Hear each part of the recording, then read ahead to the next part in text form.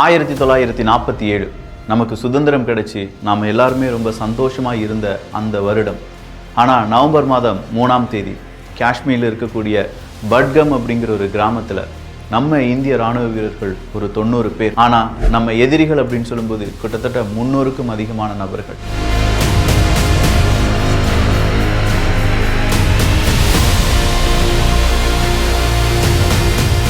So 300க்கும் அதிகமான நபர்கள் கையில் இருக்கிறது அதிநவீன துப்பாக்கிகள்.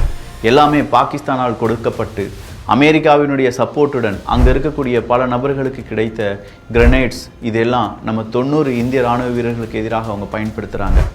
கிட்டத்தட்ட 50 அடி தான் இன்னும் அந்த வீரர்கள் நம்ம வீரர்களை கொன்று குவிப்பதற்கு. அந்த நேரம் அங்கே ஒரு தலைவர் இருந்திருப்பார்ல, ஆனால் இருந்தார். அவருடைய கையில் எப்போவுமே ஒரு பிளாஸ்டர் இருந்துச்சு.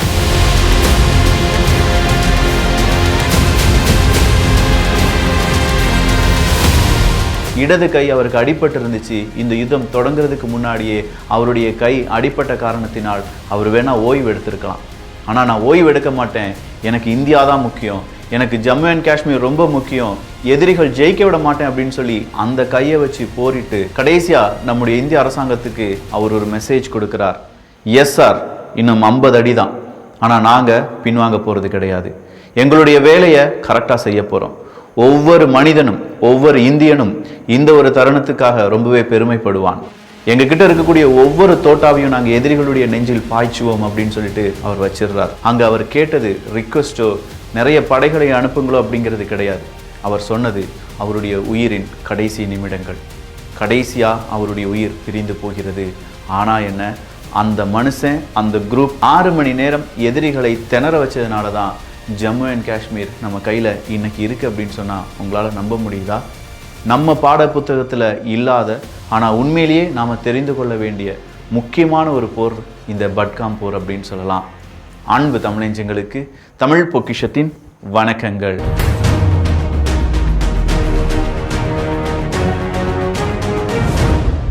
ஒரு வீரரை பற்றி சொன்னனே, அவர் மேஜர், அவர் கையில் காயம் பட்டிருக்கு அப்படின்னு சொன்னனே, அப்படிப்பட்ட அந்த மனிதனுடைய பெயர் என்ன தெரியுமா?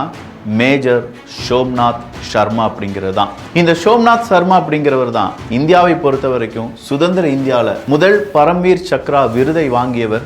அந்த விருது வாங்கும்போது அவர் உயிருடன் கிடையாது, ஆனால் எதிரிகளை அவர் துவம்சம் பண்ணது அப்படிங்கிறது இந்திய வரலாற்றில் யாராலையும் மறக்க முடியாத, உண்மையிலேயே நினைச்சு பார்க்கும்போது எல்லாருக்கும் ஒரு மாதிரி ஒரு புத்துணர்ச்சி வரக்கூடிய ஒரு விஷயம்தான் அது.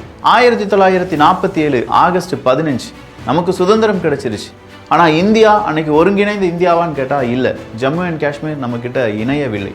அந்த நேரம் ஜம்மு அண்ட் காஷ்மீரை ஆட்சி செய்யக்கூடிய அரசர் யார் அப்படின்னு பார்த்தீங்கன்னா ஹரிசிங் அப்படிங்கிறவர் தான். இந்த ஹரிசிங், நான் இந்தியா கூடலாம் வரலப்பா, நான் தனியாகவே இருந்துக்கிறேன் அப்படின்னு சொல்கிறார். இதுதான் சரியான நேரம்.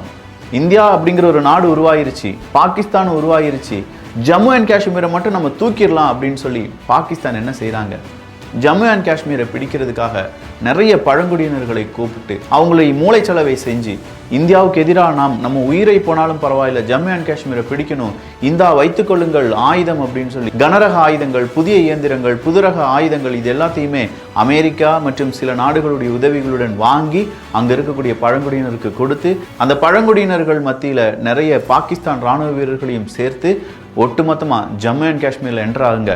அங்கே ஸ்ரீநகருங்கிற ஒரு பகுதி இருக்குது. அந்த ஸ்ரீநகர் பகுதியில் இருக்கக்கூடிய விமான நிலையத்தை மட்டும் நீங்கள் பிடிச்சிட்டிங்கன்னு வச்சுக்கோங்களேன், அதன் பிறகு ஜம்மு அண்ட் காஷ்மீரை இந்திய இராணுவத்தால் பிடிக்கவே முடியாது, அது நம்ம கண்ட்ரோலுக்கு வந்துடும் அப்படின்னு சொல்கிற பிளானை போடுறாங்க. ஸ்ரீநகர் வீழ்ந்துருச்சுன்னா என்ன நடக்கும் தெரியுமா? ஜம்மு அண்ட் காஷ்மீர் நம்ம கைவிட்டு போயிருக்கும். காரணம், ஸ்ரீநகரில் தான் ஏர்போர்ட் இருக்குது. ஏதாவது ஒரு பிரச்சனை அப்படின்னா நம்முடைய இராணுவ வீரர்களை உடனடியாக அனுப்புவதற்கு அந்த ஏர்போர்ட் அப்படிங்கிறது ரொம்ப முக்கியம். அது மட்டும் இல்லாமல் என்டையர் ஜம்மு அண்ட் காஷ்மீருக்கான லாஜிஸ்டிக்ஸ் இந்த ஸ்ரீநகர் பேஸ்டாக தான் இருக்கும். அப்படின்னா அந்த ஸ்ரீநகரை கையகப்படுத்த வேண்டும் என்பது மட்டும்தான் இவனுடைய எண்ணமாக இருந்துச்சு. உடனடியாக தான் மகாராஜா ஹரிசிங் அப்படிங்கிறவர் இந்தியாவுடன் கையெழுத்து போடுறாரு. இந்திய இராணுவ வீரர்கள் ஹரிசிங் ஜம்மு அண்ட் காஷ்மீரை காப்பாற்றுறதுக்காக உள்ள வராங்க. இதெல்லாம் நடக்கிறது கரெக்டாக 1947 அக்டோபர் மாதம். அக்டோபர் 27 விமானம் வழியாக நம்முடைய இந்திய இராணுவ வீரர்கள் ஜம்மு அண்ட் காஷ்மீரில் இறக்கிவிடப்படுகிறார்கள். ஸோ இப்போ இருந்து இந்த கதையில் அடுத்த கட்டம் என்ன அப்படிங்கிறத எல்லாரும் யோசிச்சிருப்பீங்க, நிறைய பேருக்கு தெரிஞ்சிருக்கும். ஆனால் அதுக்கு முன்னாடி மேஜர் சோம்நாத் சர்மா அப்படிங்கிறவர் 1923 ஜனவரி 31 இந்திய ஹிமாச்சல பிரதேசத்தில் இருக்கக்கூடிய தாத் என்ற இடத்தில் பிறந்தார். அவங்களுடைய அப்பாவும் மிலிட்டரியில மருத்துவராக பணியாற்றினார். அவங்களுடைய குடும்பமே ஒரு இராணுவ குடும்பம் அப்படின்னாலும் சிறு வயதிலிருந்தே சோம்நாத் சர்மா அப்படிங்கிறவரும் இராணுவத்துக்காக தன்னை வடிவமைத்துக் கொண்டார் அப்படின்னு சொல்லலாம். கரெக்டா 1942 அவர் இராணுவத்தில் வந்து சேர்கிறார். 1942 வந்து சேர்ந்த இந்த மனுஷனுக்கு உடனடியாக நிறைய விதமான ட்ரைனிங் கொடுக்கப்பட்டு கடைசியா 2வது உலகப் போரில் பர்மாவின் அரக்கான் பகுதிக்கு அனுப்பி வைக்கப்படுகிறார். அதுதான் ரியல் டைமா யுத்த காலத்துல நின்று போராடக்கூடிய ஒரு வீரராக சோம்நாத் சர்மா அவருடைய போரில் ஈடுபடுகிறார். அந்த நேரத்தில் அடர்ந்த காடுகள், எதிரிகளுடைய அட்டாக், இது எல்லாத்தையுமே தவிடுபொடியாக்கக்கூடிய திட்டங்களும் அந்த வேகமும் சோம்நாத் சர்மாட்ட இருந்துச்சு. அதனால இந்திய இராணுவத்தில் சோம்நாத் சர்மாவுக்கு தனிப்பட்ட முறையில் பல ஆதரவுகளும் பல வெகுமதிகளும் குவிய ஆரம்பிக்கிறது. ஜப்பானிய படைகளுக்கு எதிராக துரிதமாக செயல்பட்ட சோம்நாத் சர்மா அப்படிங்கிறவர் அடுத்த கட்டத்துக்கு இந்தியாவில் இந்த ஜம்மு அண்ட் காஷ்மீரை மீட்பதற்காக அனுப்பி வைக்கப்படுகிறார். இவர் வழிநடத்தின அந்த படைப்பிரிவு 4 குமாவோன் படைப்பிரிவின் டி கம்பெனி தான் தலைமை தாங்குகிறார். இந்த டி கம்பெனியை தலைமை தாங்கக்கூடிய சோம்நாத் சர்மா ஒரு எக்ஸ்பீரியன்ஸ்டான, மிகப்பெரிய அளவில் எதிரிகள் எப்படிலாம் ஊடுருவாங்க அப்படிங்கிறது தெரிந்து கொண்ட ஒரு இராணுவ வீரர். ஆனா என்ன, காஷ்மீருக்கு செல்வதற்கு முன்பாகவே அவருடைய இடது கையில பலமா ஒரு அடிபட்டுறது.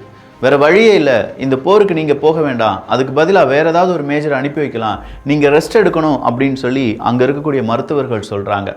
அவர் விமானத்தில் ஏறும்போது பிளாஸ்டர் போடுங்க, என் கைக்கு இப்போ எந்த விதமான இயக்கமும் இல்லை அப்படின்னு எனக்கு தெரியும், ஆனால் மனதில் உறுதி இருக்கு, என் டீம் மெம்பர்ஸ் அந்த டி கம்பெனியை நான் தனியாக விட்டுற மாட்டேன், அவங்களுக்காக நான் முன்னாடி இருப்பேன், நான் தலைமை தாங்குவேன் அப்படின்னு சொல்லி கையில் வலியுடன் பிளாஸ்டர்லாம் போட்டு யுத்த களத்தில் நுழைகிறார்.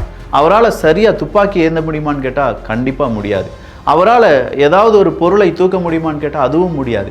அப்புறம் எதுக்கு அவர் அந்த யுத்தத்துக்கு வருகிறார் அப்படின்னு கேட்டால், க்ரூ மெம்பர்ஸ் அவங்கள பாதுகாக்கணும், அவங்க கூட இருக்கணும், இந்தியாவை பாதுகாக்கணும், ஸ்ரீநகரை பாதுகாக்கணும். இது மட்டும்தான் அவர் மனசில் இருக்கக்கூடிய மிக முக்கியமான எண்ணமாக இருந்துச்சு. கரெக்டாக 1947 நவம்பர் 3 பட்காம் பகுதியில் எதிரிகளுடைய நடமாட்டம் இருக்கு அப்படிங்கிற ஒரு இன்ஃபர்மேஷன் உளவாளிகள் வழியாக இந்திய ராணுவத்துக்கு கிடைக்குது. உடனடியா இந்திய ராணுவம் சில படைப்பிரிவுகளை அனுப்புறாங்க. அதுல இந்த சோம்நாத் சர்மா அவர்களுடைய டி கம்பெனியும் இருக்கு என்பது குறிப்பிடத்தக்கது. பட்காமை அடைகிறார்கள் டி கம்பெனி. கிராமத்தில் இருக்கக்கூடிய தெற்கு பகுதியில் அவங்க பாதுகாப்பு நிலைகளை அமைக்கிறார்கள். அந்த பாதுகாப்பு நிலைகளை அமைத்து அவங்க என்ன செய்யறாங்க, ரோந்து நடவடிக்கையில் ஈடுபடுறாங்க. பட்காம் பகுதியில் பெரிய அளவில் எதிரிகள் இருக்காங்க அப்படின்னு சொன்னாலும் அதற்கான அறிகுறிகள் எதுவுமே இல்லை அப்படின்னு சொல்லி பல படைப்பிரிவுகளும் திரும்ப எங்கேயே போயிட்டாங்க, அவங்க வந்த இடத்துலேருந்து திரும்ப போயிட்டாங்க. ஆனால் இந்த டி கம்பெனிக்கு மட்டும் ஒரு இன்ஸ்ட்ரக்ஷன் கொடுக்குறாங்க, நீங்கள் மட்டும் அங்கே இருங்க, ஏன்னா இவங்க நிற்பது அப்படிங்கிறது அந்த தெற்கு பகுதி வழியாக ஊடுருவதற்கான வாய்ப்புகள் இருக்குது அப்படின்னு சொன்னதுனால டி கம்பெனியை மட்டும் அங்கேயே வைக்கிறாங்க. ஆனால் டி கம்பெனி கொஞ்சம் கொஞ்சமாக அவங்களுடைய ஆய்வுகளை நடத்தும் போது தான் தெரியுது, எதிரிகளுடைய நடமாட்டம் இருந்திருக்கு, ஆனால் கொஞ்சம் நேரமாகவே சைலண்டாக இருந்திருக்கு அப்படிங்கிறத கண்டுபிடிக்கிறாங்க. அதுக்கு பிறகுதான் தெரிஞ்சிச்சு, எதிரிகள் இந்திய இராணுவ வீரர்கள் பல படைப்பிரிவுகள் வேறு இடங்களுக்கு போகிற வரைக்கும் வெயிட் பண்ணி சிங்களா இல்லாட்டி ஏதாவது கொஞ்சமாக இருக்கக்கூடிய இராணுவ வீரர்களை சுற்றி வளைப்பதற்கான முயற்சிகளை ஈடுபட்டிருந்தாங்க அப்படின்னு சொல்லி. கரெக்டாக ஒரு குண்டு காற்றை கிழித்து கொண்டு நேராக டி கம்பெனியில் இருக்கக்கூடிய இராணுவ வீரர்களை நோக்கி வருகிறது. ஒரு இராணுவ வீரருக்கு தோள்பட்டையில் அடி. அப்போ தான் தெரியுது, நம்மளை சுற்றி வளைச்சிட்டாங்க இந்த பாகிஸ்தானை சார்ந்தவர்கள், அதே மாதிரி இந்த ஜம்மு அண்ட் காஷ்மீர் ஸ்ரீநகரை பிடிக்க வந்த பழங்குடியினவர்கள் அப்படின்னு சொல்லி. இவங்க கிட்ட இருக்கக்கூடிய ஆயுதங்களை பயன்படுத்தும் போது திரும்ப அவங்களும் துப்பாக்கி எடுத்து சுடுறாங்க. இந்திய இராணுவத்தில் இருக்கக்கூடிய ஆயுதங்களை விட அந்த பழங்குடியினர்கள் கையில் இருக்கக்கூடிய ஆயுதம் அதிநவீனமாக இருக்கு. மோட்டார் குண்டுகளை தூக்கி எறிகிறாங்க. அப்போ நம்ம இராணுவ வீரர்கள் ஒவ்வொரு பேரும் ஒவ்வொரு விதமான முயற்சிகளில் ஈடுபடுறாங்க. கரெக்டான சோர்சஸ் எங்கிருந்து வருது, எந்த இடத்துல பதுங்கி இருக்காங்க அப்படிங்கிறதெல்லாம் நம்ம சோம்நாத் சர்மா அப்படிங்கிறவர் பார்க்கிறார். அவருடைய பயம் எதுவுமே இல்லை, நம்ம படை வீரர்களை காப்பாற்றுவது அப்படிங்கிறதுலாம் இல்லை, ஸ்ரீநகரை காப்பாற்றுவது. ஏன்னா ஸ்ரீநகருக்குள்ள அவங்க என்டர் ஆகிட்டாங்க அப்படின்னா அவங்க இருக்கக்கூடிய அந்த ஏர்போர்ட்டை அவங்க பிடித்துட்டாங்கன்னா அவ்வளோதான், இந்தியாவுக்கு ஜம்மு அண்ட் காஷ்மீர் மறந்துட வேண்டிதான். ஸோ அதுவரையிலும் நம்ம இராணுவ வீரர்கள் உயிரை கையில் பிடிச்சி அவங்களுடைய மூவ்மெண்ட்டை தடுக்கணும். இதுக்காக சோம்நாத் சர்மா இடது கையிலேயே நிறைய இடங்களை வலம் வருகிறார். அங்க சுடுங்க இங்க சுடுங்க அப்படின்னு சொல்ற உத்தரவை கொடுக்கிறார். எதிரிகளுடைய ஒவ்வொரு புல்லட்ல இருந்தும் தப்பிக்கிறாரு. அப்படி தப்பிச்சு ஒவ்வொரு இடத்துக்கும் அங்க இருக்கக்கூடிய ராணுவ வீரர்களுக்கும் போய் இந்த இடத்தை நீ குறிவை அப்படின்னு சொல்லியும் அங்க இருக்கக்கூடிய ராணுவ வீரர்களுக்கு தேவையான துப்பாக்கி, தோட்டாக்கள், ஆயுதங்கள் இருக்கும் பார்த்தீங்களா, இடது கையால் எதுவுமே தூக்க முடியாட்டினாலும் நெஞ்சோடு சேர்த்துட்டு அங்க வந்து கொடுத்து ஒரு சாதாரண ஒரு மனிதனாக நடந்து கொண்டார் அப்படின்னு சொன்னாங்க. இது ஏன் அவர் செஞ்சார்னா, நிறைய எதிரிகள் இருக்காங்க, 400 பேர் இருக்காங்க, இவங்க 90 பேர் தான் இருக்காங்க. இந்த 90 பேருக்கும் ஆயுதங்களும் கம்மியாக தான் இருக்குது. இந்த 90 பேரையும் சீக்கிரமாக வாங்க நம்ம பின்னாடி ஓடிடலாம், அவங்க ஸ்ரீநகரை பிடிச்சிட்டு போட்டோம் அப்படின்னு சொல்லி இவர் விட்டுறதுக்கு 5 நிமிஷம் கூட ஆயிருந்திருக்காது. ஆனால் அவருடைய மனசில் இந்த 90 பேருடைய மனதிலும் தைரியத்தை ஏற்படுத்த வேண்டும் அப்படிங்கிற ஒரு எண்ணம் இருந்தது, அந்த தலைமைத்துவம் இருந்துச்சு. அதை பார்க்கக்கூடிய சக இராணுவ வீரர்களும் நம்ம தலைவர், நம்ம மேஜர் கை அடிபட்டு எதுவுமே செய்ய முடியாத நிலைமையிலையும் இப்படி நம்ம தாய்நாட்டுக்காக வேலை செய்கிறாரே, நாமளும் வேலை செய்ய வேண்டும், நாமும் நம்ம உயிர் தியாகத்தை பண்ணாலும் பரவாயில்லை, எதிரிகளை துவம்சம் பண்ண வேண்டும் அப்படின்னு சொல்லி மறுபடியும் அட்டாக் அப்படிங்கிறத சிவியர் பண்ணுறாங்க. கிட்டத்தட்ட 300-400 பேர் இருந்ததில் 200 பேருக்கு இவங்க என்ன செய்கிறாங்க, சாவை பரிசளிக்கிறார்கள். நம்ம இராணுவ வீரர்கள் வெறும் 90 பேர். இங்கேயும் ஏகப்பட்ட இராணுவ வீரர்களுடைய எண்ணிக்கை குறைஞ்சிக்கிட்டே இருக்குது. மேலிடத்துலேருந்து ஒரு இன்ஃபர்மேஷன் வருது, இல்லை போதும் கொஞ்சம் தான் இன்னும் டிஸ்டன்ஸ் இருக்குது, உடனடியாக பின்வாங்குங்கள் அப்படின்னு சொல்லி. அந்த நேரத்தில் சோம்நாத் சர்மா அவர்கள் சொல்கிறாங்க, இது எங்களுக்கான போர் கிடையாது சார், இது ஸ்ரீநகருக்கான போர். அந்த போரில் நாங்கள் ஜெயிக்கிறோமோ இல்லையோ, ஆனால் அவனை ஜெயிக்கவே கூடாது. நீங்கள் என்ன செஞ்சிருங்க, உடனடியாக ஜம்மு அண்ட் காஷ்மீர் ஸ்ரீநகரில் நம்முடைய இராணுவ வீரர்களை அனுப்புங்க, அங்கே சேஃப் பண்ணுங்க, இதை நாங்கள் பார்த்துக்கிறோம் அப்படின்னு சொல்லி இந்த 90 அந்த இராணுவ வீரர்கள், அது கூடவே சோம்நாத் சர்மா அப்படிங்கிற இந்த மேஜர் கிட்டத்தட்ட 6 மணி நேரம் அந்த எதிரிகளை கையாண்டார்கள். 6 மணி நேரத்தில் கரெக்டாக அந்த எதிரிகள் கொஞ்சம் கொஞ்சமாக பின்வாங்கி சில எதிரிகள் சுடுறாங்க. அந்த நேரம் சோம்நாத் சர்மா கிட்ட ஒரு ஆயுதமும் வெடிமருந்தும் இருந்திருக்கு. அங்கே ஒரு கிரெனேடு விழுகுது. அப்படி கிரெனேடு விழுந்ததில் வெடிமருந்தும் சேர்த்து வெடிச்சதில் நம்ம மேஜர் சோம்நாத் சர்மா அவர்கள் உயிரிழந்து விடுகிறார்கள். அதுக்கு முன்னாடி சில பேருக்கு ஒரு டவுட் வந்திருக்கலாம், இந்திய விமானப்படை நம்முடைய இந்திய ராணுவ வீரர்களுக்கு மேஜர் சோம்நாத் சர்மா அவர்களுக்கு உதவவில்லையா அப்படின்னு சொல்லி. நான் என்ன சொன்னேன், 50 அடி 100 அடி தூரத்தில் தான் இருக்காங்க. இந்த 100 அடி தூரத்தில் இருக்கக்கூடிய எதிரிகளுக்கு எதிராக விமானத்திலிருந்து குண்டுகள் போட்டாலுமே நம்ம ராணுவ வீரர்கள் மீதும் அது பட்டுடும் அப்படின்னு சொல்லி இந்திய விமானிகள் என்ன செஞ்சாங்க, கொஞ்சம் கொஞ்சமா அச்சப்பட்டாங்க. பட் சோம்நாத் சர்மா எந்தெந்த இடத்துல எதிரிகள் இருக்காங்களோ அவங்களை இடம் காண்பிப்பதற்காகவும் அந்த இலக்குகளை துல்லியமாக நம்முடைய விமானிகள் தாக்கி அழிப்பதற்காகவும் பல குறியீடுகளை காண்பித்திருந்தார். விமானிகளுக்கு பெரிய அளவில் சோம்நாத் சர்மா எதிரிகளை கை காண்பித்தார் என்பதும் குறிப்பிடத்தக்கது. இவ்வளவு விஷயங்கள் செய்த சோம்நாத் சர்மா உயிரிழந்த பிறகு நமக்கு கிடைச்சது ஜம்மு அண்ட் காஷ்மீர் மட்டும் கிடையாதுங்க, அந்த ஸ்ரீநகர் அப்படிங்கிற அந்த ஏர்போர்ட், அதை சுற்றி நம்முடைய பகைவர்கள் வந்த அவங்களுடைய திட்டத்தை தோற்கடித்த அந்த வெற்றி தான். அதன் பிறகு நம்ம எதிரிகள் முன்னேறினார்கள். ஆனால் அந்த 6 மணி நேர கேப் இருந்துச்சு பார்த்தீங்களா, அந்த கேப் காரணமாக வழிநெடுக இந்திய ராணுவ வீரர்கள் ரொம்ப ஸ்ட்ராங்கான ஒரு படைபலத்தை அமைத்து விட்டார்கள்.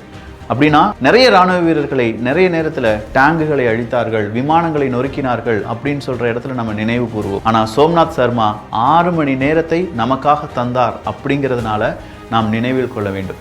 அந்த 6 மணி நேரம் கேட்பதற்கு வேண்டும் என்றால் வெறும் 6 hours தான் அப்படின்னு இருக்கும். ஆனால் அந்த 6 மணி நேரம் அந்த 90 ராணுவ வீரர்கள் 400க்கும் அதிகமான எதிரிகளிடமிருந்து நம்மை பாதுகாத்தார்கள் அப்படின்னு சொல்ற இந்த வீர வரலாறு கண்டிப்பா நம்முடைய குழந்தைகளுக்கும் தெரிந்திருக்க வேண்டும். சோம்நாத் சர்மாவுக்கு தான் இந்தியாவின் முதல் பரம்வீர் சக்ரா விருது கொடுக்கப்பட்டது என்பதும் குறிப்பிடத்தக்கது. எதிரிகளை பெரிய அளவில் நடுங்க வைத்த ராணுவ வீரர்களுக்கு கொடுக்கக்கூடிய மிக முக்கிய உயரிய விருது தான் இந்த பரம் சக்ரா விருது அப்படிங்கிறது.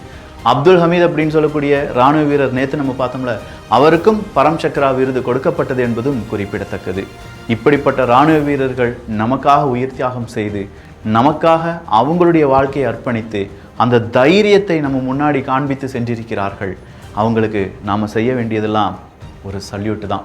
ஸோ இந்த பதிவு எப்படி இருந்துச்சு அப்படிங்கிற உங்களுடைய கருத்துக்கள் இங்கே வரவேற்கப்படுகின்றன. எல்லோரும் தமிழ் பொக்கிஷத்தில் இணைந்திருங்கள்.